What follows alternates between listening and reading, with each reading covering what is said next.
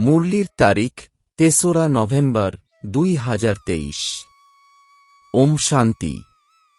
মধুবন থেকে বাপদাদা বলছেন, মিষ্টি বাচ্চারা, জ্ঞান যোগের শক্তির দ্বারা বায়ুমণ্ডলকে শুদ্ধ বানাতে হবে, সদর্শন চক্রের দ্বারা মায়ার উপরে বিজয় প্রাপ্ত করতে হবে। প্রশ্ন, কোন একটি কথায় প্রমাণিত হয়ে যায় যে আত্মা কখনো জ্যোতিতে লীন হয় না? উত্তর, বলা হয় যা তৈরি রয়েছে তাই আবার তৈরি হচ্ছে। সুতরাং আত্মা নিশ্চয়ই নিজের পার্ট রিপিট করে। যদি জ্যোতিতে লীন হয়ে যায় তাহলে তো পার্ট শেষ হয়ে গেল, তখন অনাদি ড্রামা ওয়ার্কটা ভুল হবে। আত্মা এক পুরানো দেহ ত্যাগ করে অন্য ধারণ করে লীন হয় না। গীত ও দূরের পথিক। ওম শান্তি। এখন যে যোগী ও জ্ঞানী বাচ্চারা আছে যারা অন্যদের বোঝাতে পারে, তারা এই গীতের অর্থ যথার্থভাবে বুঝবে। মানুষ মাত্রই সবাই এখন কবরে আছে। কবরে থাকা তাদের বলা হয় যাদের জ্যোতি অনুজ্জ্বল, যারা তমপ্রধান হয়েছে। যারা স্থাপনা করেছে এবং জন্ম জন্ম রক্ষণাবেক্ষণের কার্যে নিমিত্ত হয়েছে, তারা সবাই নিজের জন্ম পূর্ণ করেছে। আদি থেকে অন্ত পর্যন্ত কোন কোন ধর্মের স্থাপনা হয়েছে তার হিসেব করা যায়। জাগতিক নাটকে ড্রামার মুখ্য ক্রিয়েটর, ডাইরেক্টর, অ্যাক্টরদের বেশি মান থাকে। কত কত প্রাইজ দেওয়া হয় তাদের সেরাটা তারা দেখায় কি না? তোমাদের হলো জ্ঞানযোগের নাটক। এখন মানুষ তো জানে না যে মৃত্যু সামনে দাঁড়িয়ে আছে। আমরা এই ড্রামায় কতগুলি জন্ম গ্রহণ করি, কোথা থেকে আসি, সব জন্মের ডিটেল কাহিনী আমরা তো জানতে পারি না। যদিও এই সময়ে আমাদের পুরুষার্থ চলছে ভবিষ্যতের জন্য। দেবতা পদ তো প্রাপ্ত হবেই, কিন্তু পদ মর্যাদা কি হবে তার জন্য পুরুষার্থ করতে হবে। তোমরা জানো এই লক্ষ্মীনারায়ণ ৮৪ জন্ম নিয়েছেন। এবারে এনারা নিশ্চয়ই রাজারানী হবেন। ফিচার্সও জানা আছে। প্র্যাকটিক্যালে সাক্ষাৎকার করানো হয়, ভক্তি মার্গেও সাক্ষাৎকার হয়। তারা তো যার ধ্যান করে তারই সাক্ষাৎকার হয়। কৃষ্ণের শ্যামল চিত্র দেখে তাঁরই ধ্যান করলে সাক্ষাৎকার হয়ে যাবে। যদিও কৃষ্ণ এমন শ্যাম বর্ণ নন। এইসব কথার জ্ঞান মানুষের তো নেই। এখন তোমরা প্র্যাকটিক্যালে আছো। সূক্ষ্ম বতনেও দেখো, বৈকুণ্ঠেও দেখে থাকো। আত্মা ও পরমাত্মার জ্ঞান আছে। আত্মারই সাক্ষাৎকার হয়। এখানে তোমরা যে সাক্ষাৎকার কর তোমাদের কাছে সেই সবের জ্ঞান আছে। বাইরে যারা থাকে তাদেরও আত্মার সাক্ষাৎকার যদিও বা হয় তবুও নলেজ নেই। তারা তো আত্মাকেই পরমাত্মা বলে দেয়। আত্মা স্টার তো বটেই। অনেক দেখা যায়। যত মানুষ ততই আত্মা। মানুষের শরীর দেখা যায় এই চোখের দ্বারা। আত্মাকে দিব্য দৃষ্টি দ্বারা দেখা যায়। মানুষের রংরূপ ভিন্ন ভিন্ন হয়, আত্মা ভিন্ন হয় না, সবাই একরকম। শুধু পার্ট প্রতিটি আত্মার ভিন্ন ভিন্ন হয়। যেমন মানুষ ছোট বড় হয় তেমনি আত্মা ছোট বড় হয় না। আত্মার সাইজ এক। যদি আত্মা জ্যোতিতে বিলীন হয়ে যায় তাহলে পার্ট রিপিট করবে কিভাবে? গায়নও আছে যা তৈরি আছে তাই আবার তৈরি হচ্ছে। এ হল অনাদি ওয়ার্ল্ড ড্রামা চক্র ঘুরতেই থাকে। এই কথা বাচ্চারা তোমরা জানো। মশার মতন আত্মারা ফিরে যায়। মশাদের এই চোখ দিয়ে দেখা যায়। আত্মাকে দিব্য দৃষ্টি ছাড়া দেখতে পারবে না। সত্যযুগে তো আত্মার সাক্ষাৎকারের দরকার থাকে না। বুঝতে পারে যে আমরা আত্মা, আমাদের এক শরীর ত্যাগ করে অন্য নতুন শরীর ধারণ করতে হবে। পরমাত্মাকে তো জানেই না। যদি পরমাত্মাকে জানে তাহলে সৃষ্টি চক্রের কথাও জানা উচিত। সুতরাং গীতটিতে আছে, আমাদেরও সাথে নিয়ে চলো। শেষ সময়ে সবার দুঃখ হবে। নিমন্ত্রণ সবাই পায়। নিমন্ত্রণ দেওয়ার কত যুক্তি বের হচ্ছে। পিস অর্থাৎ শান্তি সবাই বলে, কিন্তু শান্তির অর্থ কেউ বোঝে না। পিস কিভাবে হবে তোমরা তা জানো। যেমন ঘানিতে সর্ষে পেশাই হয়, তেমনি সবার শরীর বিনাশে শেষ হয়। আত্মারা পিসবে না, তারা তো ফিরে যাবে। এমন লেখাও আছে যে আত্মারা মশার মতন উড়ে যায়। এমন নয় সব পরমাত্মারা উড়ে যাবে। মানুষ কিছু বোঝে না। আত্মা ও পরমাত্মার তফাৎ তারা জানে না। বলে আমরা হলাম ভাই ভাই, তাহলে ভাই ভাই হয়ে থাকা উচিত। তারা এই কথা জানে না যে সত্যযুগে ভাই ভাই অথবা ভাই বোন সবাই নিজেদের মধ্যে ক্ষীরখণ্ড হয়ে চলে। সেখানে নোনা জল হওয়ার কথাই নেই। এখানে দেখো এখনই ক্ষীরখণ্ড পরক্ষণেই নোনা জলে পরিণত হয়। একদিকে বলে হিন্দু চিনি ভাই ভাই, তারপরে কাঠামো গড়ে আগুন দেয়। দৈহিক ভাইদের অবস্থা দেখো।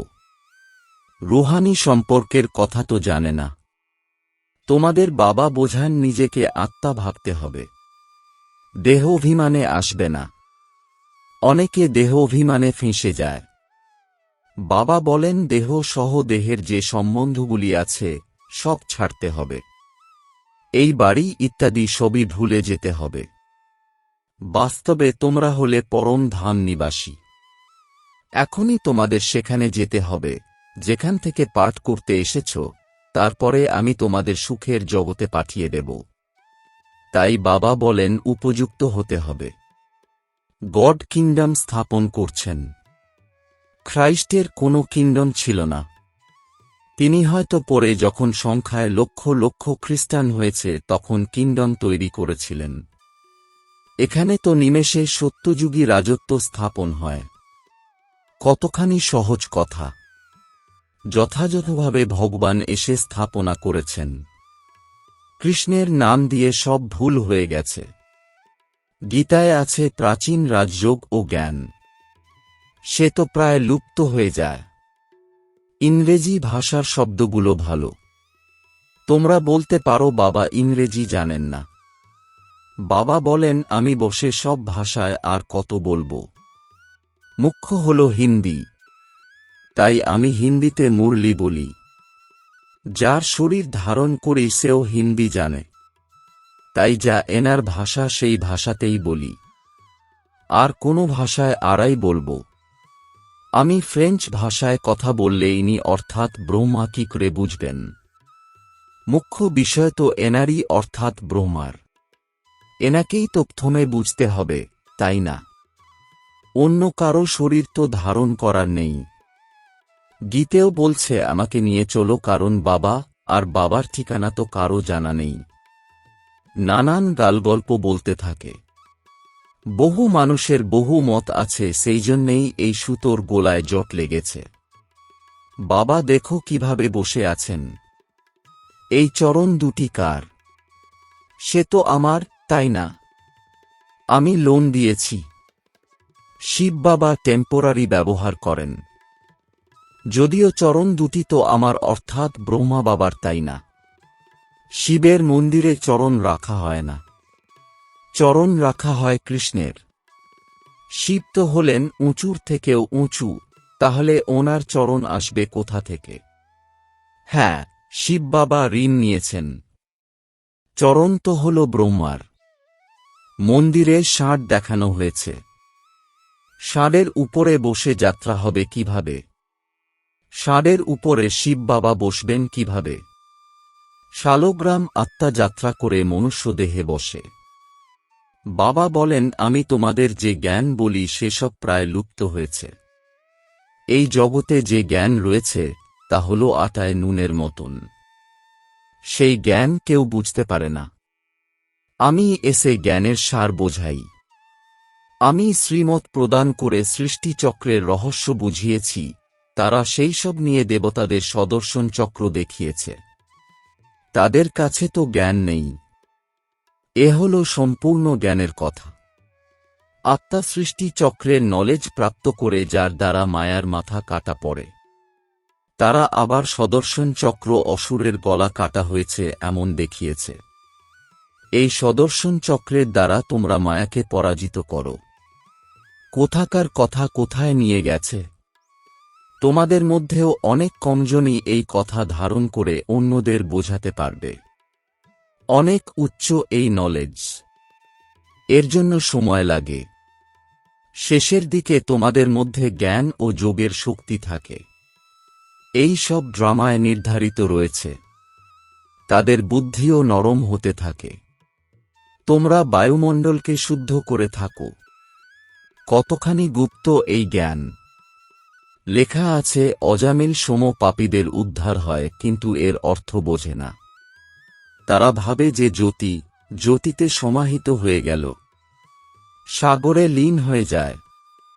5 পাণ্ডব হিমালয়ে গলে যায়, প্রলয় হয়।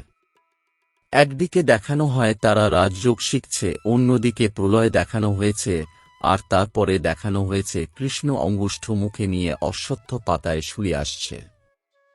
তার অর্থ বোঝে না। কৃষ্ণ তো গর্ভমহলে ছিল, অঙ্গুষ্ঠ তো শিশুরা মুখে নেয়। কোথাকার কথা কোথায় বলে দিয়েছে। মানুষ তো যা কিছু শোনে সত্য সত্য বলতে থাকে। সত্যযুগের কথা কেউ জানে না। মিথ্যা তাকে বলা হয় যে জিনিসের অস্তিত্ব থাকে না। যেমন বলা হয় পরমাত্মার নামরূপ হয় না, কিন্তু তাঁর পূজা তো করা হয়। সুতরাং পরমাত্মা হলেন অতি সূক্ষ্ম।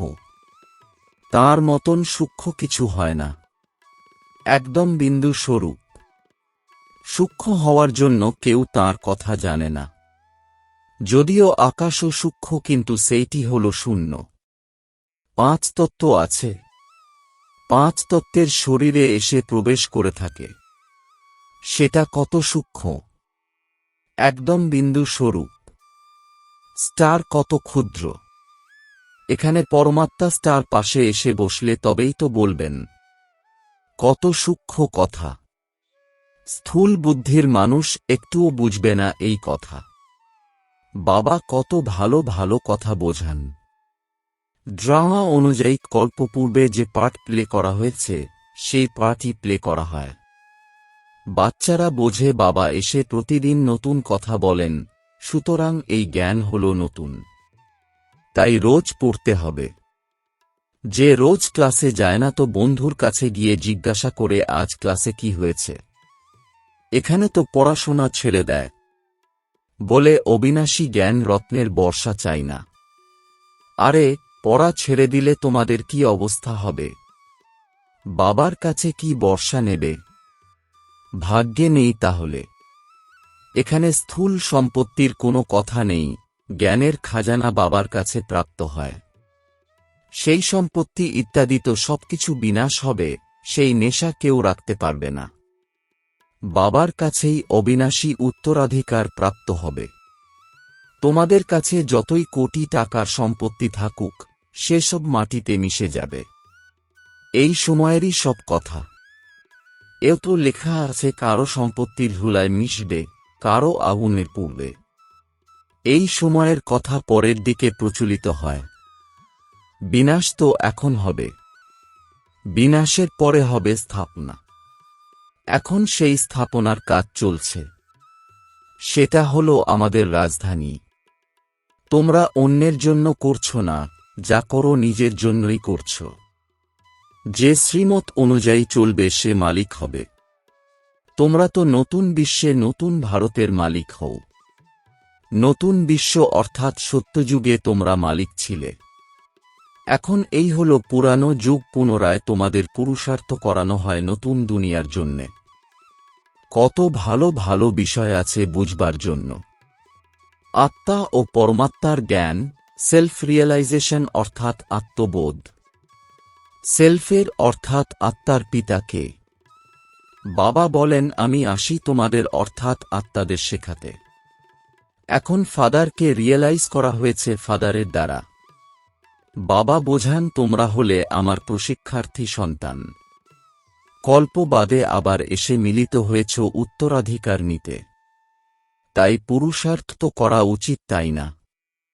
তা না হলে আফসোস হবে, অনেক দণ্ড ভোগ করতে হবে। যারা সন্তান হয়ে কুকর্ম করে তাদের কথা বলার নয়। ড্রামায় দেখো বাবার কতখানি পার্ট আছে। সবকিছু প্রদান করেন। বাবা বলেন ভবিষ্যতে 21 জন্মের জন্যে রিটার্ন দেব। প্রথমে তোমরা ইনডাইরেক্ট দান করতে, তখন 1 জন্মের ফল প্রদান করতাম।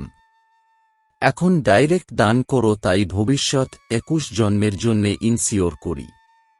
ডাইরেক্ট ইনডাইরেক্ট অনেক তফাৎ রয়েছে।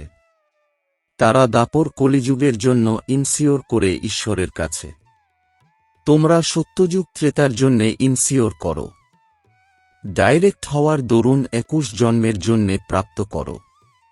আচ্ছা, মিষ্টি মিষ্টি প্রশিক্ষার্থী বাচ্চাদের মাতাপিতা বাপদাদার স্মরণসহ স্নেহসুমন আর সুপ্রভাত। আত্মিক পিতার আত্মিক বাচ্চাদেরকে জানাচ্ছি নমস্কার। ধারণার জন্যে মুখ্য সার: 1. অবিনাশী বাবার কাছে অবিনাশী জ্ঞান রত্নের খাজানা প্রাপ্ত করে ভাগ্যবান হতে হবে। নতুন জ্ঞান, নতুন পাঠ রোজ পড়তে হবে। বায়ুমণ্ডলকে শুদ্ধ বানানোর সেবা করতে হবে। 2. ভবিষ্যতের 21 জন্মের জন্য নিজের সবকিছু ইনসিওর করে দিতে হবে। বাবার হয়ে যাওয়ার পরে কোনো কুকর্ম করবে না। বরদান: সৌন্নতির যথার্থ চশমা পরে এক্সাম্পল হয়ে উঠে অমনোযোগিতার থেকে মুক্ত ভব। এর বিস্তার: যে বাচ্চারা নিজেকে কেবল দাম্ভিকতার নজর দিয়ে চেক করে থাকে, তাদের চশমা অমনোযোগিতার হয়ে থাকে। তারা দেখতে পায় যে যতখানি করেছি অনেক করেছি। আমি এই আত্মাদের থেকে ভালো, একটু ঘাটতি তো নামিদামিদেরও রয়েছে। কিন্তু যারা সত্য হৃদয়ের দ্বারা নিজেকে চেক করবে, তাদের চশমা যথার্থ উন্নতির হওয়ার কারণে কেবল বাবা আর নিজেকেই তারা দেখবে, অন্য দ্বিতীয় তৃতীয় ব্যক্তি কি করছে তা দেখবে না।